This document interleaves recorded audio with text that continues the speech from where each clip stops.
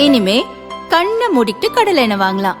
ஏன்னா மந்த்ரா கடலை எண்ணெய் இதயத்தின் தயாரிப்பு. வறுக்க பொரிக்க ஏன் எல்லா சமையலுக்கும் மந்த்ரா தான். மந்த்ரா கடலை எண்ணெய், அபார ருசி, ஆரோக்கியமான உடல் நலம். மக்களாட்சி வருது. நல்லாட்சினா எடப்பாடியார் தான். வாக்களிப்பீர் இரட்டை இலையே. அமெரிக்காவின் விண்வெளி ஆராய்ச்சி கழகமான நாசா நிலவுக்கு மனிதர்களை அனுப்பும் பணியை ஆர்டெமிஸ் 2 திட்டத்தின் கீழ் மீண்டும் துவங்கியுள்ளது.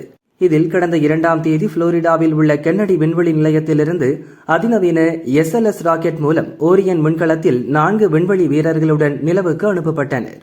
1972 அப்போலோ மிஷனுக்கு பிறகு நிலவின் சுற்றுப்பாதைக்கு மனிதர்கள் சென்ற முதல் பயணம் இதுவாகும். 4 வீரர்களும் நிலவை சுற்றி ஆய்வு செய்தனர். நிலவின் மறுபக்கத்தை நேரில் பார்த்தவர்கள் என்ற சாதனையையும் படைத்தனர். 10 நாட்கள் நீடித்த இந்த ஆய்வு பயணம் எதிர்காலத்தில் மனிதர்கள் நிலவில் தங்கி ஆய்வு செய்வதற்கான அடித்தளமாக பார்க்கப்படுகிறது.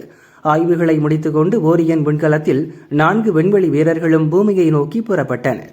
அவர்கள் பயணித்த ஓரியன் விண்கலம் இன்று காலை 5:37 மணியளவில் சாண்டியாகோ அருகில் உள்ள கடற்பகுதியில் திட்டமிட்டபடி தரையிறங்கியது. நிலவை ஆராய்ந்த 4 விண்வெளி வீரர்களும் 3 பாராசூட் உதவியுடன் அமெரிக்காவின் சாண்டியாகோ நகர் அருகே பசிபிக் கடலில் வந்திறங்கினர். ஆர்டெமிஸ் 2 திட்டத்தின் கீழ் நிலவுக்கு சென்று வந்த விண்வெளி வீரர்கள் ரீட், விக்டர், கிறிஸ்டினா மற்றும் ஜெர்மி ஆகியோர் நலமாக இருப்பதாக நாசா தெரிவித்துள்ளது.